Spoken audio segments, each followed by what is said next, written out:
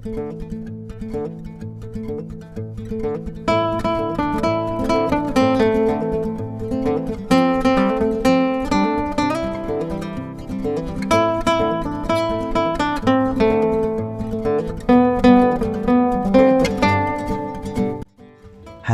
assalamualaikum warahmatullahi wabarakatuh. Jumpa lagi ya sama saya Sitani Sindeso. Gimana kabar sobat semua? Baik-baik saja ya.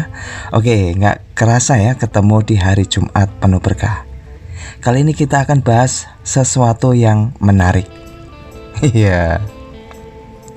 Ya, di depan kita ini ada sebuah device. Fungsinya apa? Saya baca di situ ada keterangannya, GPS. Berarti ini fungsinya ya sekitar itu ya. Namun saya tidak tahu pasti ya kegunaan alat ini. Yang jelas saya terima dalam keadaan mati total. Wah, ini seumur-umur saya terima servisan seperti ini ya. Oke, enggak masalah, kita akan coba bahas. Mau bisa, mau berhasil, mau enggak, yang penting konten. Iya. Wah, ini saya buka ya. Saya tadi sempat nyari ya di mana letak konektor casnya. Namun saya tidak dapati, ternyata beliau menggunakan baterai ABC. Kalau di tempat saya ini disebut baterai ABC ya. Padahal ya belum tentu. Jadi ya baterai apa yang nyebutnya ya? Baterai jam. Oke, kita akan pastiin dulu ya baterainya, apakah ada isinya. Namun bilang pemilik, ya ini baterai baru ya. Tapi tetap tidak mau nyala. Nah, ini kita pastiin ternyata keluar 1,3 volt. Jadi kalau untuk di baterai yang kecil itu nilainya 1,3. Ya, kita akan bongkar device ini ya. Jujur saya baru pertama ini bongkar HP apa ini, HT atau apalah sebutannya. Ya, terpaksa ini gunakan untuk di bagian obeng plus yang besar ya. Oke, ini saya buka baut-bautnya ya. Jadi ini kegunaan secara pasti itu saya nggak tahu ya. Apakah buat untuk apa sih ini GPS nih? Untuk adventure kah atau untuk apa ya?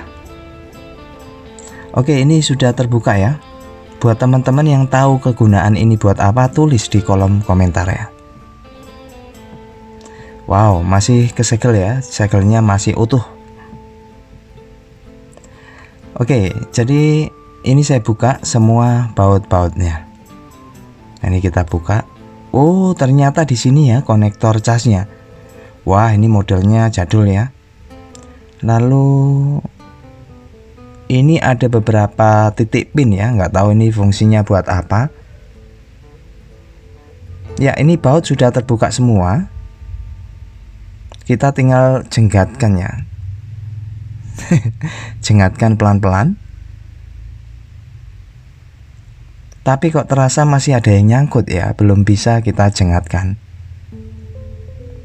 Kenapa ini? Apa yang nyangkut? Wah. Jadi ya apa ini kira-kira? Oh, ini mungkin ya. Jadi saya melihat seperti ada mur ya.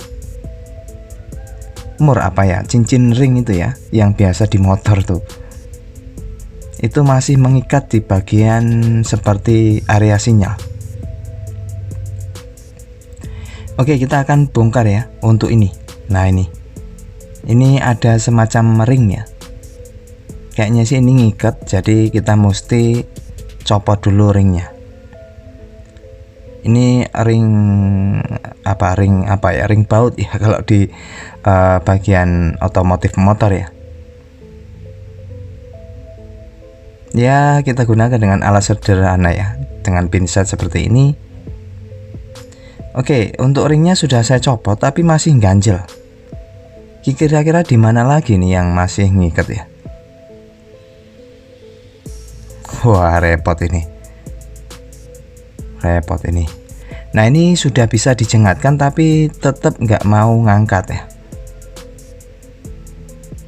Oh, apa ini ya congolnya ini? Congol apa ya ini, pokoknya inilah ya. Oh iya, bisa diputar. Berarti ini ya, ini penguncinya ya. Wah, bikin oke, masih tetap agak terasa susah. Nah, ini yang jelas sudah nggak ada penguncinya nih. Kita tinggal pelan-pelan saja. Oh, ini sudah mulai terangkat dan ya, alhamdulillah sudah terbuka, guys. Wow, ada klepnya ya. Itu mungkin klep anti air itu di bagian pinggir-pinggir. Nah, ini oh, ini modelnya itu ya, saya copot dulu ya. Ini ada kabel antena ya. Oke, ini sudah tercopot ya. Nah, ini penampakan untuk di bagian dalamnya. Wow. Kalau di bagian mesin saya melihat ya komponennya untuk boot quality lumayan lah ya. Jadi seperti mesin-mesin Nokia zaman dulu. Untuk tingkat PCB-nya, ketebalannya itu dilihat secara kasat mata tuh ya kualitasnya bagus ya. Ya, ini ternyata dicopot ya untuk di bagian apa ya ini.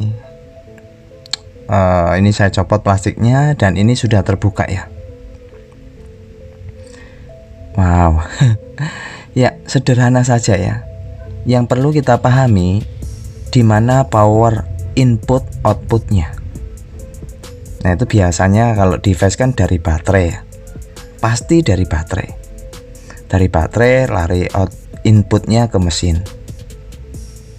Nah, ini berarti di mana pinnya? Nah, kalau kita perhatiin, kita jejerkan seperti ini. Ada 2 titik pin ini. Ini menuju ke bagian mesin ini. Berarti inilah bagian paling utama. Dari baterai menuju ke mesin dengan cara nempel koneknya. Pinnya harus nempel. Ya, kita akan pastiin dulu kondisi mesin. Kongslet tidak, normal tidak. Caranya ya cek dulu ya di bagian feedback. Jadi setiap device itu pasti ada feedback. Feedback itu artinya tegangan dari baterai. Nah, karena device ini menggunakan baterai, otomatis ya ada feedbacknya. Nah, kita tentuin di mana supaya kita bisa cek dengan power supply. Ya, setelah saya cari ternyata feedback di sebelah kanan. Ini. Yang kiri itu bagian ground ya. Nah, kita akan cek dengan power supply, tentunya sesuaiin dengan baterainya. Baterainya 1,5 volt. Kita turunin menjadi 1,5 volt. Lalu yang ground kita sambungin di kaleng, tentunya sama ya dengan HP di ground. Lalu yang positif tentuin di jalur positif yang sudah kita cari feedbacknya. Lalu kita tekan tombol power dan lihat jarum ampernya. Wow, saat saya tekan tombol power, beliau naik lalu turun. Iya, berarti ini normal. Wah, ini masih normal guys. Ini normal. Jadi sudah bisa dipastiin ini mesin tidak masalah setelah kita cek. Lalu apa permasalahannya? Saya yakin banget ini hanya miscommunication. Kalau kita itu punya hubungan sama orang, salah paham jadinya nggak nyatu ya. Nah, kemungkinan besar ini pin tidak terkonek dengan baik. Karena kita sudah valid ya, cek dengan power supply, mesin aman. Ya, jalan satu-satunya saya akan lakukan tambahin timah. Jadi di sini ada 2 titik pin supaya pin ini tuh terhubung langsung ke bagian mesin. Jadi tidak terjadi miskomunikasi lagi ya.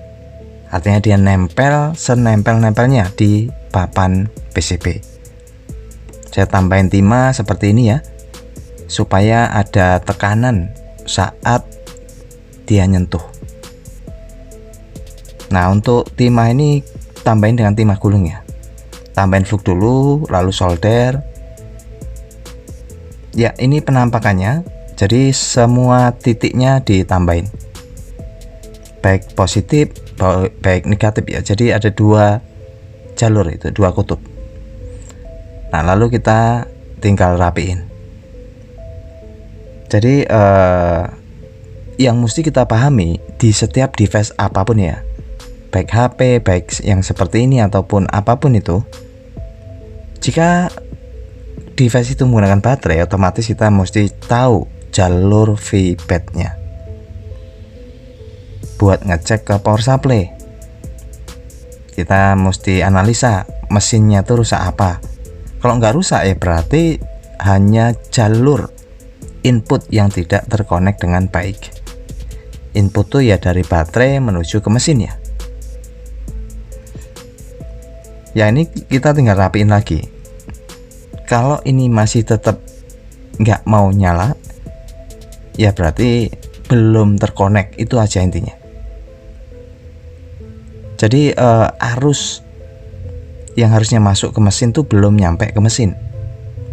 Jadi baterai, tegangan baterainya ke mesin itu belum ada. Berarti kita mesti tambahin lagi timah ya kalau ini tetap nggak berhasil. Bila perlu jumper dari titik yang tadi di jumper menuju pin yang kuningan tadi ya, positif ke positif, negatif ke negatif, itu udah pasti bisa. Nah ini kita sudah rapiin dan kita langsung coba nyalakan. Bismillahirrahmanirrahim. Alhamdulillah. Wah munculnya kayak gini ya. Wah saya pikir tadinya warna ya, ternyata hitam putih. Oh alah. Dan ini bukan layar sentuh ya. Oh gini toh. Jadi jujur saya baru pertamanya ini pegang dan lihat mesin JPS seperti ini. Saya nggak tahu pasti nih fungsinya buat apa, siapa yang pakai, kegunaannya di mana. Yang paham bagi infonya di kolom komentar ya. Oh ini hitam putih ya layarnya, monokrom. Oke lah, yang penting ini sudah nyala. Dan ya kayak HP sih, kalau menurut saya kayak HT apa. Tapi ya seperti inilah pokoknya bentuknya ya. Nah ini sayang banget saya nggak bisa ngecek untuk bisa cas enggaknya karena nggak dibawakan kabel casnya ya. Ya intinya ini sudah nyala, berarti permasalahannya hanya di tidak ada komunikasi yang baik. Manusia saja yang berpasangan kalau nggak ada komunikasi yang baik ya terjadinya salah paham, ujung-ujungnya KDRT. Oke itu saja ya, semoga bisa dijadiin manfaat dan bisa mengisi hari Jumat penuh berkah ini. Terima kasih atas supportnya selama ini dan tetap semangat. Bye bye, sampai jumpa. Assalamualaikum warahmatullahi wabarakatuh.